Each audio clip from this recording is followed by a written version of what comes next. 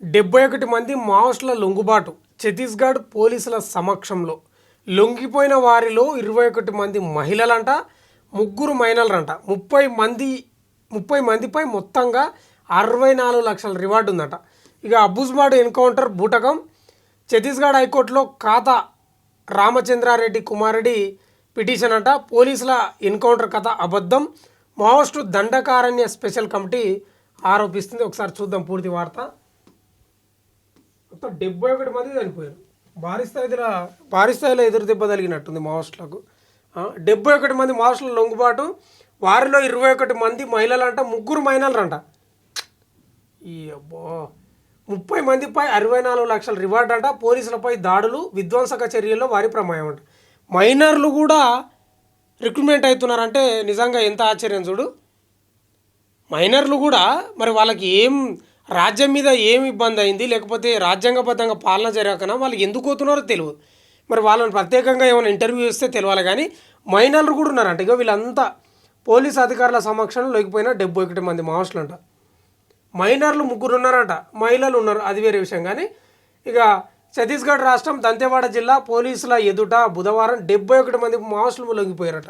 భారీ ఎదురుదెబ్బ, మామూలు ఎదురుదెబ్బ కాదు ఇది, భారీ ఎదురుదెబ్బ మావోయిస్టులకు.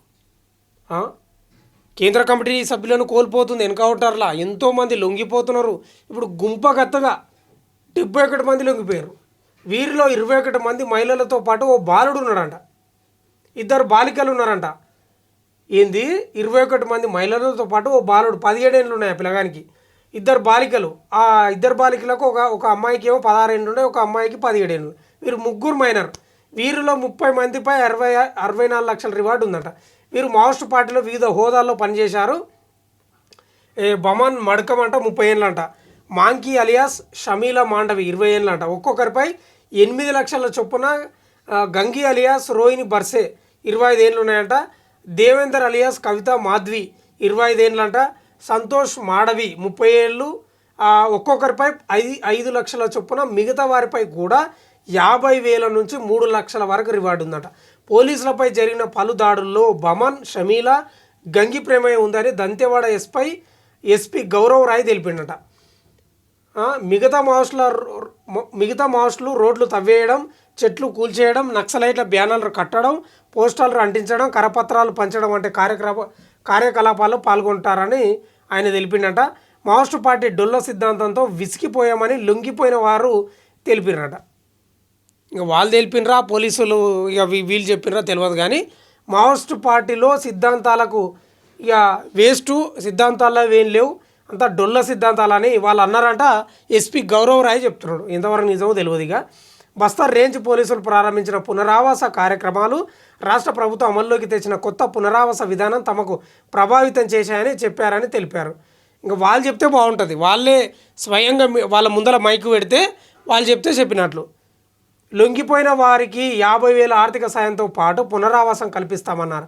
గత 17 నెలల్లో బస్తర్ డివిజన్లో లాల్ వర్రాట్ కార్యక్రమం కింద 1,113 మంది మావోయిస్టులు లొంగిపోయారట. వారిలో 297 మందిపై రివార్డులు ఉన్నాయని ఎస్పీ చెప్పారు. లొంగిపోయిన వారిలో దంతెవాడ జిల్లా 461 మంది ఉన్నారన్నారు. కాగా ఛత్తీస్గఢ్లోని నారాయణపూర్ జిల్లాలో సోమవారం జరిగిన ఎన్కౌంటర్లో మావోయిస్టు కీలక నేతలు రాజు దాదా అలియాస్ కట్టా రామచంద్రారెడ్డి 63 ఏళ్ళు, కోసా దాదా అలియాస్ కడారి సత్యనారాయణ రెడ్డి ఆయనకు 67 ఏళ్ళు మృతి చెందిన సంగతి తెలిసిందే. ఇప్పటికే వరుస ఎన్కౌంటర్లతో మావోయిస్టు పార్టీకి కోలుకోలేని దెబ్బ తగిలింది. తాజాగా వరుస లొంగుబాట్లతో పార్టీ మనుగడ కష్టంగా అనిపిస్తుంది. ఇప్పుడు 71 మంది లొంగిపోయారు కదా. ఇప్పుడు నిన్న మొన్న కేంద్ర కమిటీ సభ్యులు 2 చచ్చిపోయారు, కట్టా రామచంద్రారెడ్డి, సత్యనారాయణ. వాళ్ళు కేంద్ర కమిటీ సభ్యులు, వాళ్ళకి సెక్యూరిటీ ఉంటుంది, వాళ్ళ చుట్టూ ఒక 4-3 ఉంటారు. మరి వాళ్ళు చనిపోకుండా వీళ్ళే ఎందుకు చనిపోయారు? ఇదో పెద్ద ప్రశ్న. వీళ్ళను కట్టా రామచంద్రారెడ్డిని, కడారి సత్యనారాయణ రెడ్డిని పట్టుకొని చంపినారు అనేది ప్రజా సంఘాలు, మాజీ మావోయిస్టులు ఆరోపిస్తున్నారు. నిజంగానే వాళ్ళు చనిపోయారు కదా ఎన్కౌంటర్లో, మళ్ళీ వాళ్ళ చుట్టూ ఉండేటోళ్ళు ఎందుకు చనిపోలేదు అనేది ప్రశ్న. మరి ఇట్లా సజీవంగా పట్టుకొని, లేకపోతే సజీవంగా వాళ్ళను చర్చలు చేసి, వాళ్ళకు పునరావాస కేంద్రం కల్పించి, వాళ్ళకు డబ్బులు ఇచ్చి, వాళ్ళకు బతుకుదేరువుని ఇస్తే మంచిది కదా. అందరినీ ఎన్కౌంటర్లా పట్టుకొని చంపుతున్నారంటే ఆరోపణలు వస్తున్నాయి, ప్రజా సంఘాలు ఆరోపిస్తున్నాయి. మరి ఇది మంచిదే. నేనేమంటున్నానంటే వాళ్ళు మరి వాళ్ళకి సిద్ధాంతాలు నచ్చక లొంగిపోయినరా, లేకపోతే మీ భయానికి ఆపరేషన్ కగారు భయానికి లొంగిపోయినరా తెలియదు. ఇక ఎస్పీ గౌరవ్ చెప్తున్నది ఏంటంటే సిద్ధాంతాలు అంతా డొల్ల సిద్ధాంతాలు, మేము ఏదో అనుకొని పోయినాం మావోయిస్టు పార్టీలో, కానీ ఆడంతా లుకలుకలు, సమన్వయం లేదు, డొల్ల సిద్ధాంతాలు, స్వార్థం ఉందని ఎవరు మావోయిస్టులు చెప్పినరని ఎస్పీ గౌరవ్ చెప్తున్నాడు. ఇక గౌరవ్ చెప్పేది నిజమా అబద్ధమా మీరే ఆలోచన చేయాలి. నిజంగానే వీళ్ళు చెప్పేది నిజమైతే మరి ఇప్పటికి చాలామంది ఉన్నారు, ఇంకా ఉన్నారు మావోయిస్టులు. నేను ఏమంటున్నా అంటే వాళ్ళ దగ్గర చర్చలు చేయండి, చర్చలు చేసి వాళ్ళ మీద ఉన్న రివార్డు వాళ్ళకు ప్రకటించి పునరావాసం కల్పించండి. మైనర్లు పోవడం ఏందో నాకు అర్థమవుతలేదు. మైనర్లు కూడా 2 బాలికలు, ఒక పిల్లగాడు, ఏందో ఒకరికి 16 ఏళ్ళు, ఇద్దరికి 17 ఏళ్ళు. వాళ్ళకి ఎంత విసుకొచ్చిందో అర్థమవుతలేదు. సమాజం మీద, ఇక్కడున్న వ్యవస్థ మీద, ఈ పరిపాలన మీద, రాజ్యాంగబద్ధంగా పాలన సాగుతలేదా, ఏం కథ? మైనర్లు కూడా పోయినరంటే నిజంగా మన పాలన ఏ స్థాయిలో ఉందో ఒకసారి అర్థం చేసుకోండి. నిజంగా వాళ్ళని ఇంటర్వ్యూ చేస్తే తెలుస్తుంది.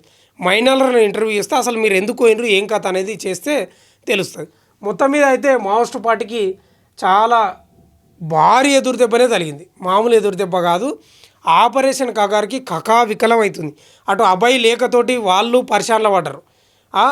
మావోయిస్టు పార్టీ అధికార ప్రతినిధి జగన్ లేఖతోటి సమన్వయం లోపించింది.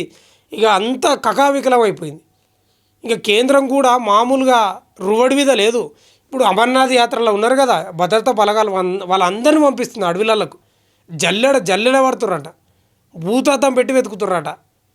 ఏం గతను ఒక ఏమవుతుందో తెలియదు. కానీ మరి లాస్ట్కు కేంద్రం చెప్తున్నది ఏంటంటే 2026 మార్చి 31 నాటికి ఒక్కరు ఉండకూడదు అనేది కేంద్రం చెప్తుంది. మరి ఎంతవరకు సాధ్యమవుతుందో తెలియదు. కానీ మొత్తమే అయితే వీళ్ళ లొంగుబాటుతోటి మావోయిస్టు పార్టీకి భారీ ఎదురుదెబ్బ తగిలింది.